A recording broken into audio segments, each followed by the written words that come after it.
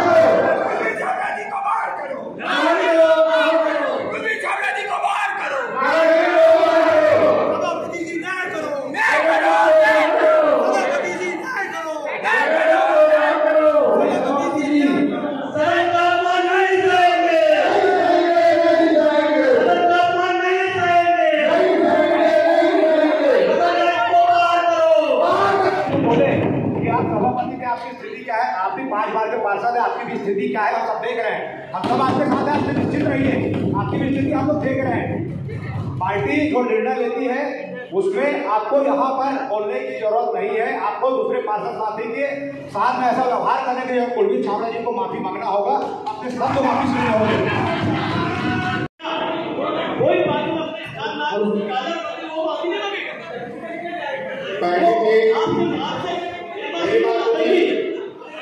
इससे हम सब सहमत हैं। और अभी कुछ देर पहले माननीय महापौर जी ने भी बोली कि माफी मांगने से कोई बड़ा छोटा नहीं होता। मैं महापौर जी की भी बात से सहमत हूँ और मैं आपके माध्यम से माननीय हमारे सदस्य को भी यही चाहूंगा कि यदि उनके द्वारा ऐसे शब्द उपयोग किया गया है तो वो बिल्कुल माफी मांगे। लेकिन उसी के साथ मेरा एक निवेदन है, सदन की गरिमा के साथ वो तो माफी मांगेगा, अभी आप खड़े होकर उसने गलती किया उस चीज को स्वीकार, लेकिन जिस तरह से बिना व्यवस्था मांगे किसी सदस्य के टेबल तक के जाके जिसका निर्णय आपको लेना, मैं आपको कुछ करने नहीं बोलूंगा, भैया मैं कुछ नहीं बोल रहा हूँ, निर्णय आपको वो किसी के टेबल तक जाते तो माफी मांग आके मैं आपके माध्यम से ही माफी मंगवाना पड़ रहा है। सदन चल रहा है, सदन के अंदर जब तक हम हैं निर्णय आपको करना है।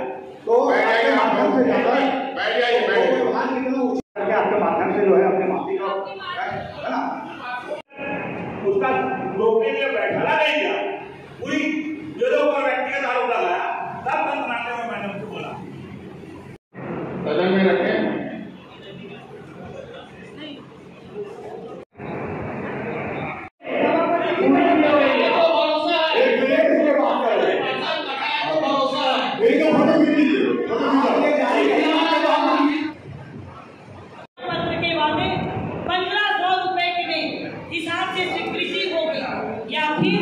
इसमें जनता को झुंझुना पकड़ाया जाएगा। सभापति महोदय जी, आपके द्वारा महापौर जी से मैं पूछना चाहती हूँ, योजनाएं किस प्रकार जन कल्याणकारी है, वह लाभदायक है, वो किस तरह योजनाओं का लाभ अपने हितों के लिए उठा सकते हैं। साथ ही साथ किसी भी क्षेत्र में बुनियादी की जाती तो उस पर वार्ड के लोगों को या जनता को भी हस्ताक्षर कराना चाहिए। महापौर जी, आपने जब जन चौपाल लगाया था उसमें ये 11 विषय थे, ये मैं उसके बारे में बोला। बात है, विपक्ष को मजबूत करना चाहिए। इस घोषणा पत्र को इनको फ्रेम करा के रखना चाहिए। सभी घोषणाएं पूरी हो रही है और ये घोषणा पूरी होने वाली है। ये विषय जो पूरा आया है इसकी घोषणा शीघ्र आगामी समय में मुख्यमंत्री जी पूरा कर देंगे। इनके पास कोई मुद्दा है नहीं, ये दौड़ के ले आते हैं, इनके पास कोई मामला नहीं है, कोई मुद्दा नहीं है। ये घोषणा अभी पूरी हो गई है, आगे आप पूरा करवाइए घोषणा बिल्कुल। तो इनको ये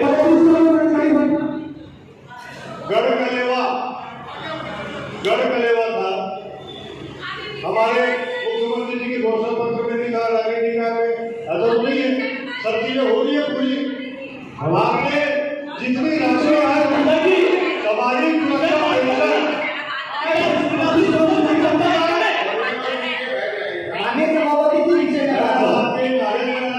सभापति जी आप उस समय सदन में नहीं थे, जिस जगह आप बैठे हैं पूरे 5 साल सभा ऐसी चल रही है। ये पूर्व सभापति के हाल है, ये पूर्व सभापति है, इनका ये स्थिति है।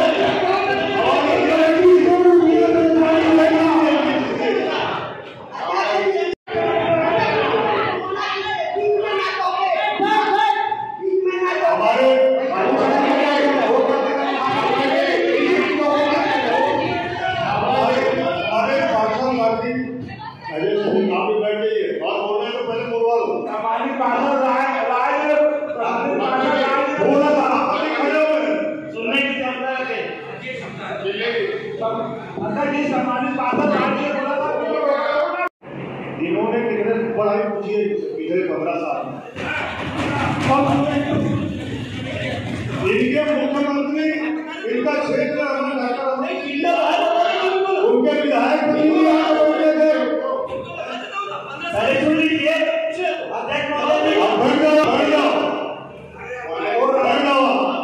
जब बात के चेयरमैन कहते कितने सारे पाइप हाथ आए आज तक जवाब नहीं दिए। भारतीय आवेदन जमा है हमारे पास, निराशी कैंसर में सभापति ये पूर्व सभापति के सीधे तो लगे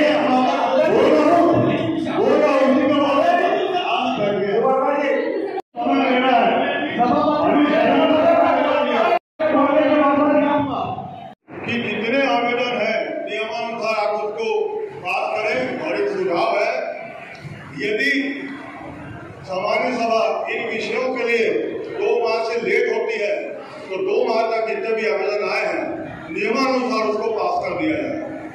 उसके कारण यह है कि कभी कुछ त्योहार आ गया, कुछ बात हो गई, कोरोना काल के कारण मीटिंग वैसे भी कम हो पाई है।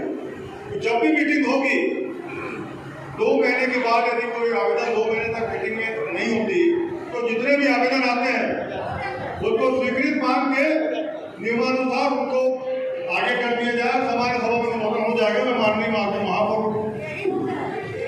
महापौर जी से भी चाह कह रहा हूँ, महापौर जी बोल रहे कि ये तो एक बार महापौर जी को उस चीज की सदन में स्वीकृति दे दे कि 2 माह में जितने भी आवेदन आएंगे यही होता है सदन की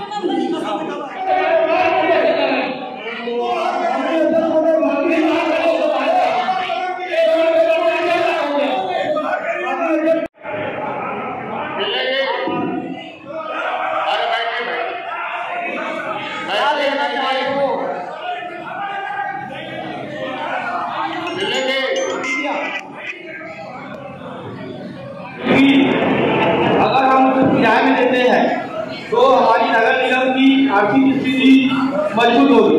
बस अध्यक्ष महोदय जी, मैं आपके माध्यम से यह जानना चाहता हूँ कि शहर के किस स्थल पर आंगनबाड़ी है, यह सदन पर बताएं। जहाँ तक मुझे जानकारी है कि विगत कुछ माह पूर्व में इसका नामकरण किया गया था महापौर जी के द्वारा, और मुझे यह राजीव गांधी प्रधानमंत्री के नाम से रखा गया था।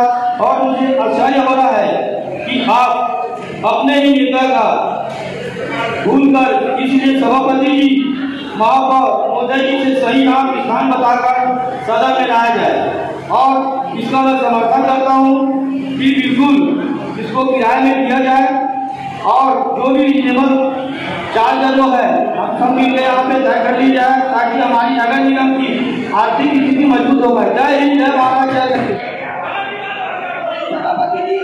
सामान्य सभा चल रहा था जिसमें सारे विषय पर चर्चा होनी चाहिए थी।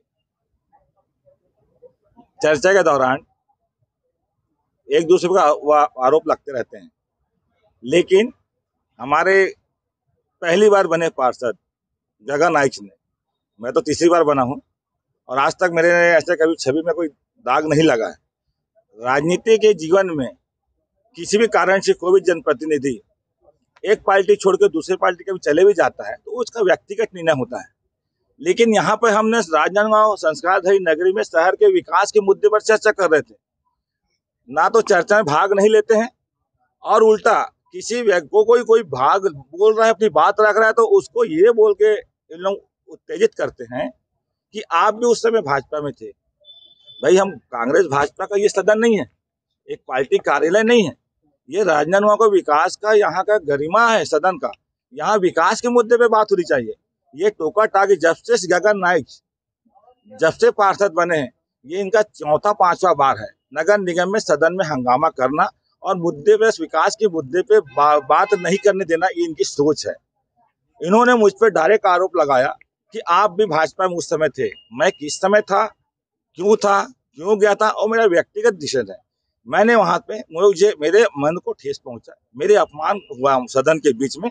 मैंने अध्यक्ष जी से अनुमति लेकर उनके पास गया और इसका मैंने विरोध दर्ज कराया कि तुमको ऐसी बात सदन में नहीं करना चाहिए। आप वरिष्ठ पार्षद है, तीसरी बार पार्षद है। वरिष्ठ पार्षद एक अपनी आसंदी को छोड़ के जो नया पार्षद है उसकी आसंदी में जाके हाथ उठाना, मैंने हाथ नहीं उठाया है। ये वीडियो में स्पष्ट दिख रहा है। दिख रहा है, मैं जान रहा हूँ, इधर दिख रहा है। वो तो धक्का मुक्की का है, मारा नहीं है मैंने उन्हें।